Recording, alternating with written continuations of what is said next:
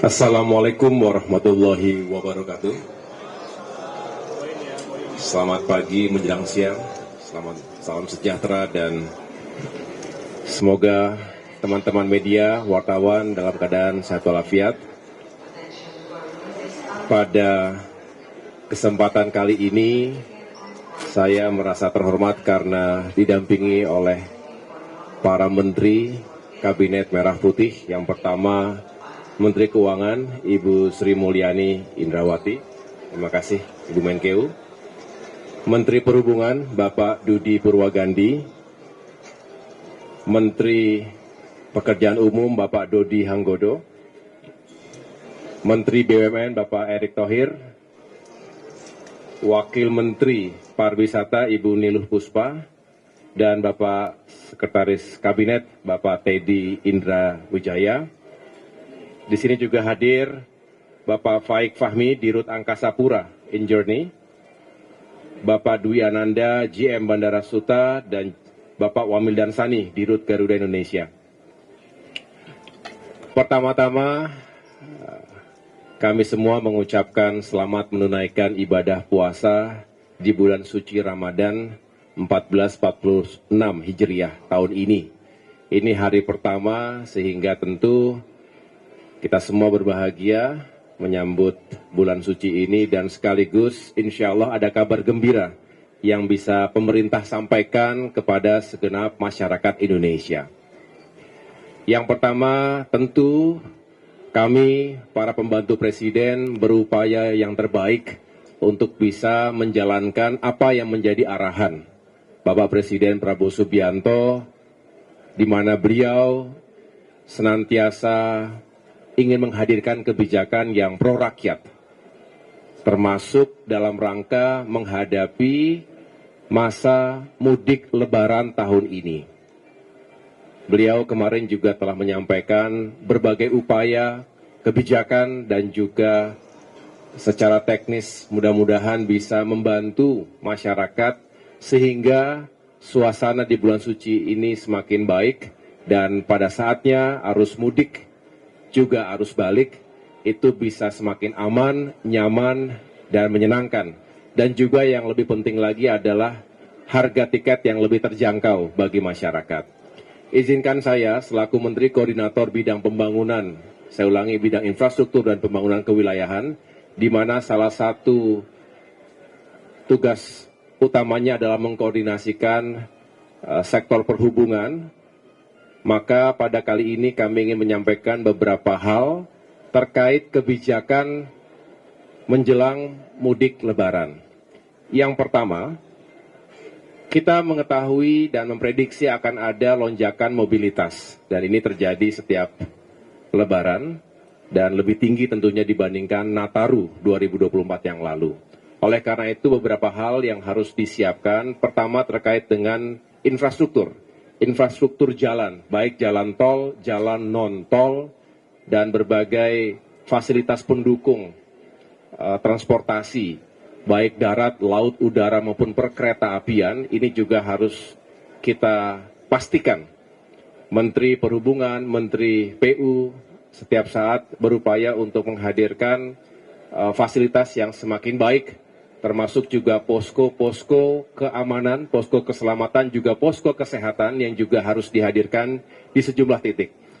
Ini juga kita khususkan di lokasi-lokasi yang berpotensi terjadi kecelakaan, rawan kecelakaan selama ini secara statistik, maupun juga potensi bencana. Yang kedua, kami juga ingin memastikan adanya optimasi layanan transportasi. Ini multimoda. Kita ingin menambah flight, kemudian juga kereta api dan pelabuhan serta kapal-kapal kita juga dipersiapkan lebih baik lagi untuk menunjang mudik lebaran. Posko terpadu lintas KL tadi juga saya sudah sampaikan, ini diharapkan juga bisa memonitor segala sesuatu yang terjadi di lapangan sehingga cepat untuk bisa mengambil keputusan dengan menggunakan sistem berbasis data termasuk AI. Kita berharap juga di sana-sini dilakukan manajemen bahkan rekayasa lalu lintas jika diperlukan dan mendeteksi jika ada kepadatan yang terlalu berlebihan sehingga bisa diurai dengan mekanisme yang dijalankan oleh Kementerian Perhubungan maupun Korlantas Polri. Kita juga ingin memastikan bahwa menghindari segala bentuk kecelakaan, apalagi yang fatal. Kita ingin tegas untuk menertibkan odol. Truk-truk odol, over dimension, overload ini juga seringkali mengakibatkan kecelakaan lalu lintas.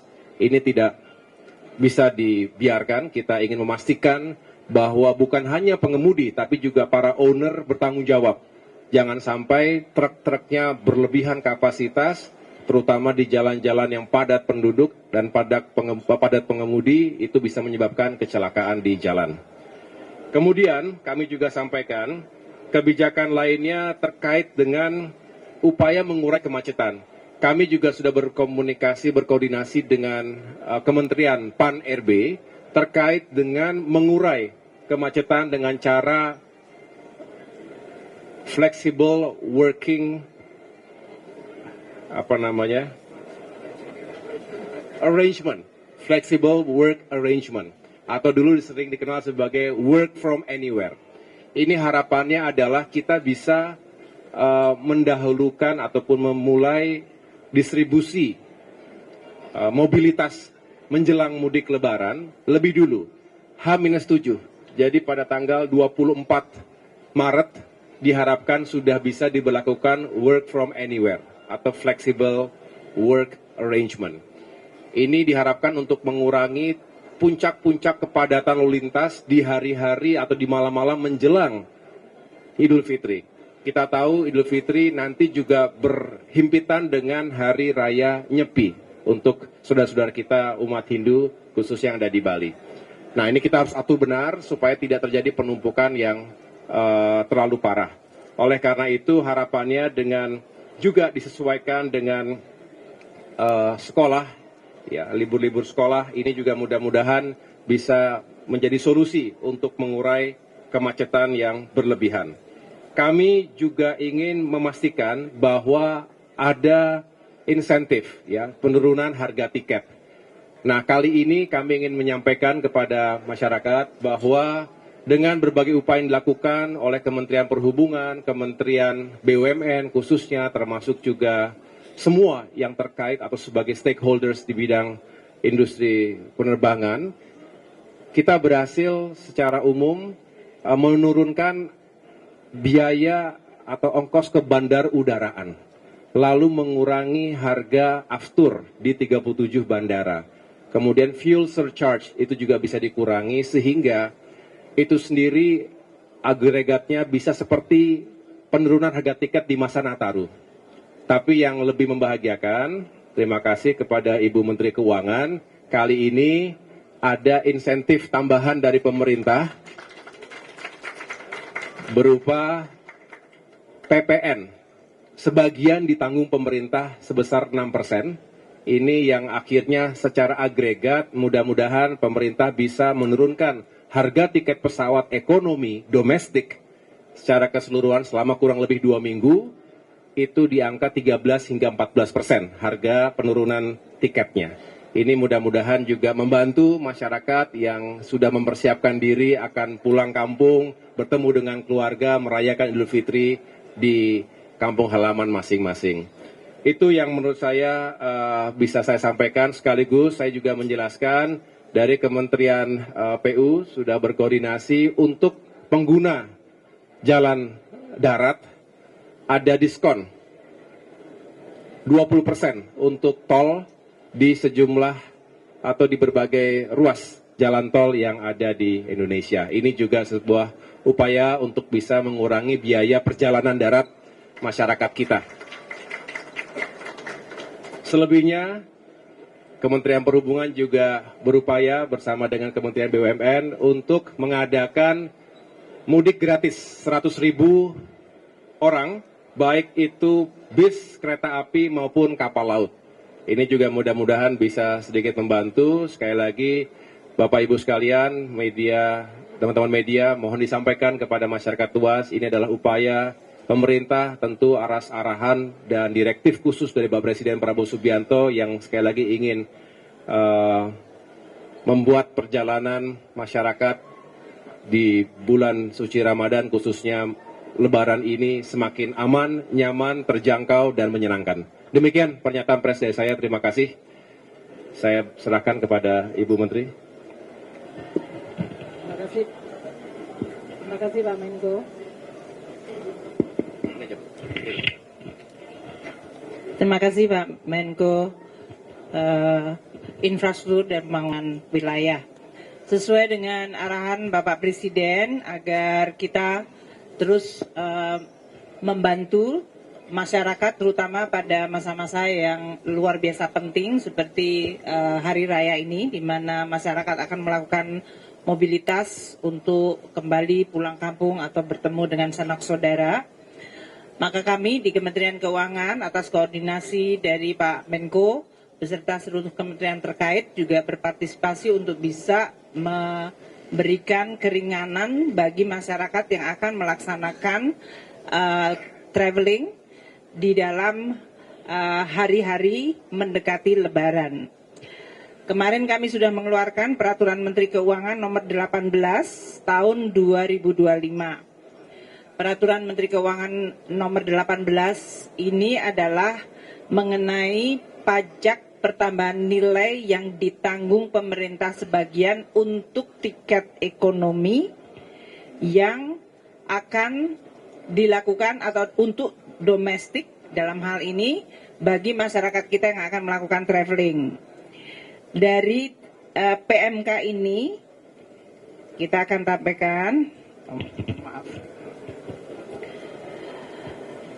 akan berlaku untuk pembelian tiket tanggal 1 Maret hingga tanggal 7 April bagi traveling atau tiket yang akan melakukan perjalanan antara tanggal 24 Maret hingga 7 April 2025. Artinya seluruh tiket ekonomi dalam negeri yang dibeli mulai hari ini tanggal 1 Maret hingga 7 April untuk jadwal penerbangan antara 24 Maret hingga 7 April akan dikurangi pajak pertambahan nilainya sehingga hanya membayar pajaknya 5%.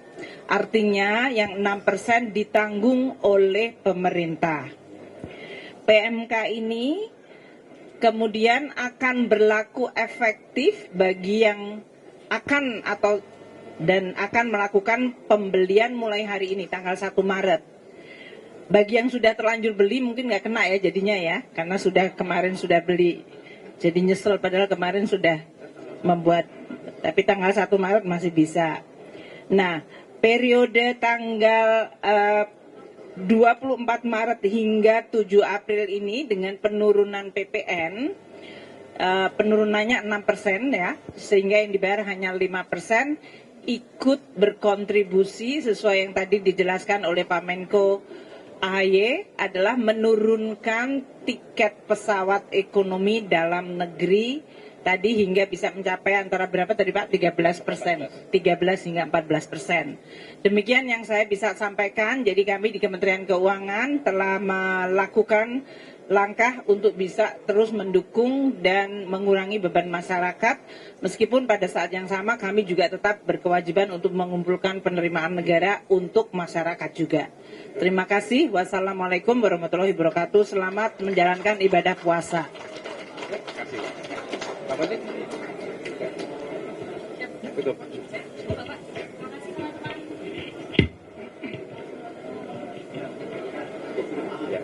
Demikian pernyataan pers dari kami. Sekali lagi terima kasih atas kehadirannya dan mohon berkenan teman-teman media untuk menyampaikan ke masyarakat luas atas kebijakan yang membantu masyarakat dalam perjalanan menjelang mudik Lebaran. Terima kasih atas perhatiannya. Wassalamualaikum warahmatullahi wabarakatuh.